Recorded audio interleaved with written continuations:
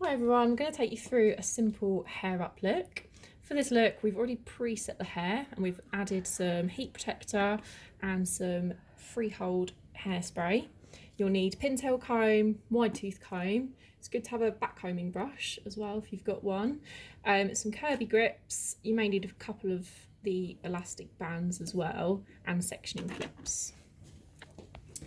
So we've preset the hair. Using spiral curls and pin curls. It's nice and curly, it's got a lot of volume to it.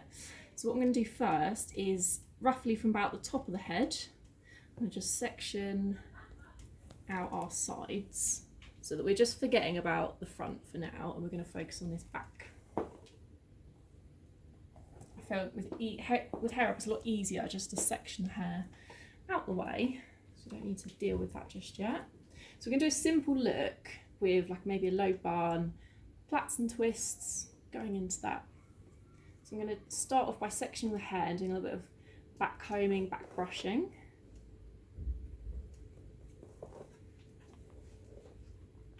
Remember to always put this where you are wanting the volume, or maybe where you're going to be putting your pins as extra support.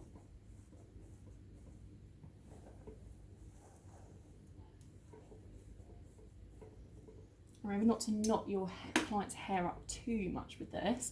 And remember your aftercare advice as well. So you'd want to say to your client that they need to remember to take the pins out in reverse order, and they need to remember when they take their back combing out later on that they start at the ends and work their way up to the root.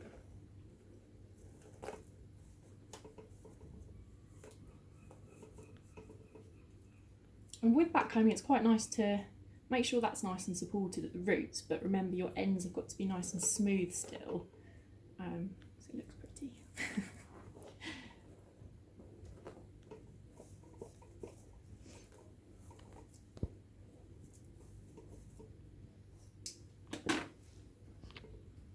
So I'm going to imagine that my client would like a little bit of height at the crown.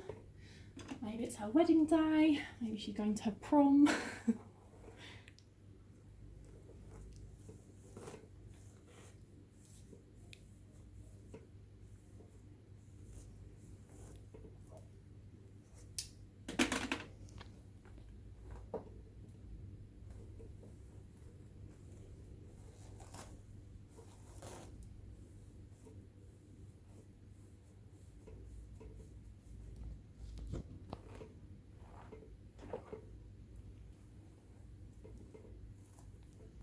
And remember with back combing it's quite nice to leave a section that you can smooth after as well. So you've got all your height and body in there,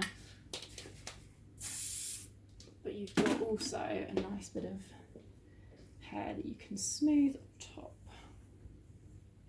So remember we're just dealing with the back section of the hair to sort of start with, but you might want to think, actually I'm going to do my plait at a slight diagonal at the back there.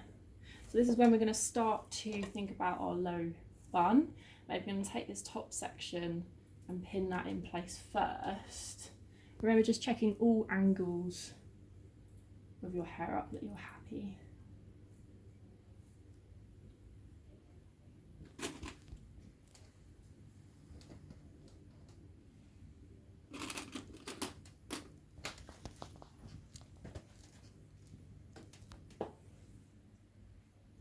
Once you've got reinforcement here, which is quite good, a good way to hide your pins is not to open them up actually with your fingers too much. They're already a little bit open on the ends, so you can just grip a bit of hair and almost push it back on itself, and that acts as a really strong way to put your pins in, but also to hide them as well.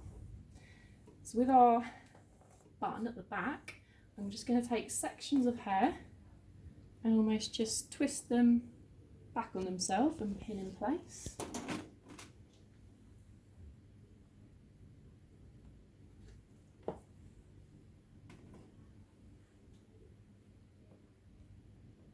Remember, if you put a pin in place you don't like it, you can very easily take it out, maybe using the end of your pintail comb just to take it out and just pop it back in.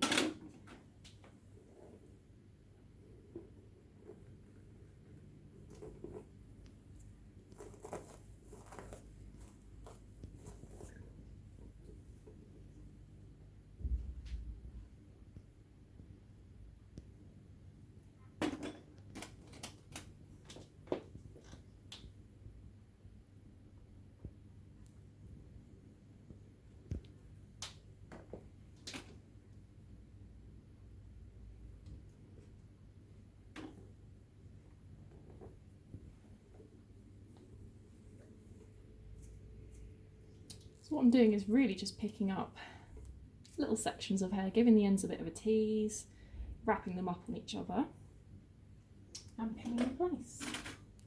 You can do whatever you like. You could do more of a structured bun. I quite like it when it's a bit more, not messy, but a bit looser.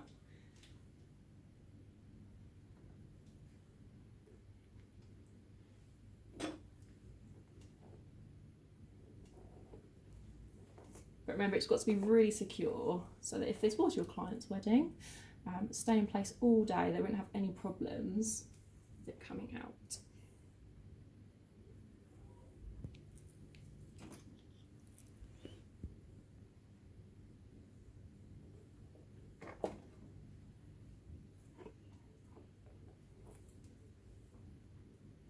And for example, you could take a piece, put it through one of your other loops, if you wanted it to be really sort of seamless. You don't know where it starts, where it ends.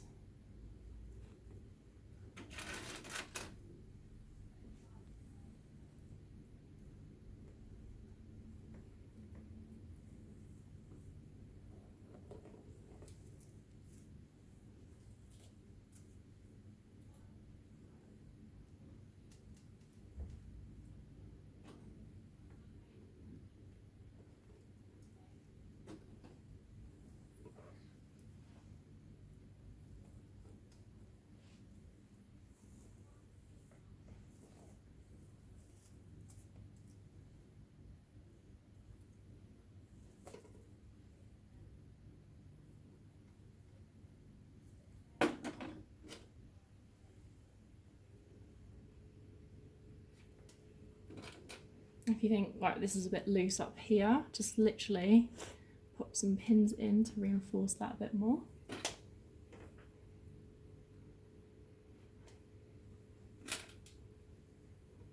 Same the other side. I think you can never have too many pins in a hair up. Got to be really secure.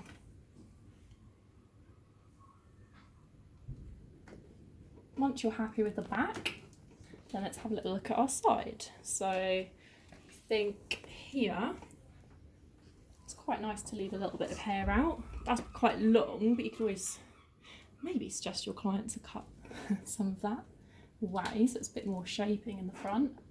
So we're going to do a Dutch braid. So for this, you take the 3 strands at the front. You're going to put your outside strand underneath your middle strand. Move them over to your other hand. And again, outside strand underneath your middle. Add a bit of hair along the way.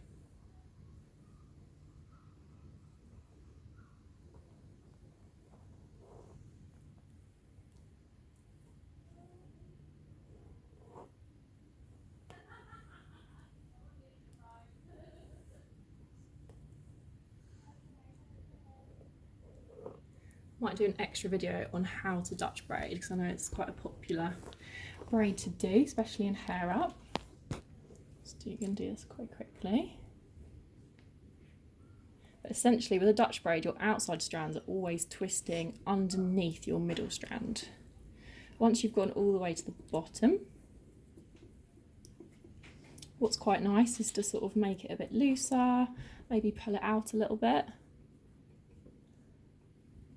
I think clients do prefer it when it's slightly looser, it's not too stuck to their head. And you can put that wherever you like. Let's add it into our bun at the back.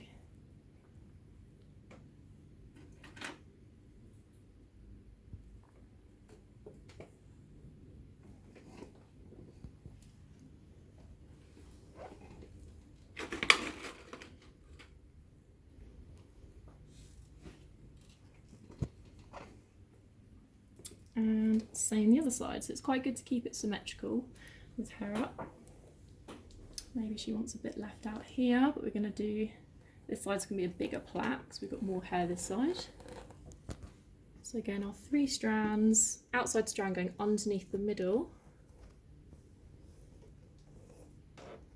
and adding a new bit of hair to that as you go.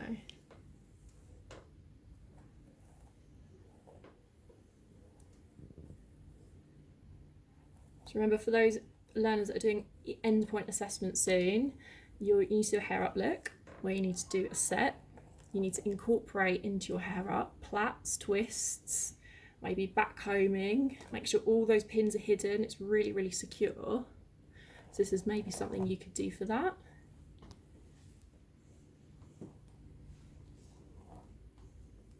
I think it's good not to shy away from hair up. I know a lot of students maybe don't like it, but I think it's one of those things you just got to keep practicing, keep just having a go at different ideas, make yourself good at it.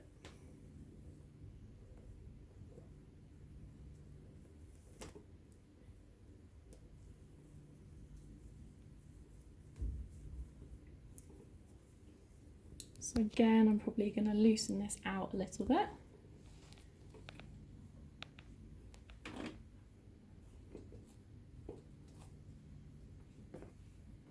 I'm going to have a little look at these strands later on because I might add some of those into the back. So let's think about our symmetry, make sure it's similar the other side. Pin that in place. You can put elastic bands at the bottom if you want to reinforce that a bit more. But wherever it feels a bit loose, so maybe down here, I'm just going to add another pin. My trick is to add, see it's open at the bottom, try and hook a bit of hair of where you're pinning it to, and then tucking that back on itself. And that's a really good way to hide the pin.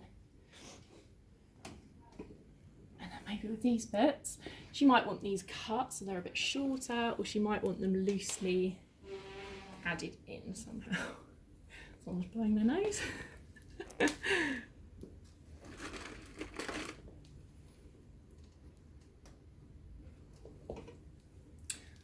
Add some hairspray, and if your client's going out all evening, you want this to stay in, and they might want that bit down, they might want that loosely pinned the other side as well. Don't forget to think about your client's face shape, think about the ears. Do they like the ears showing? Do they like them hidden a little bit? So that's a very rough EPA hair up.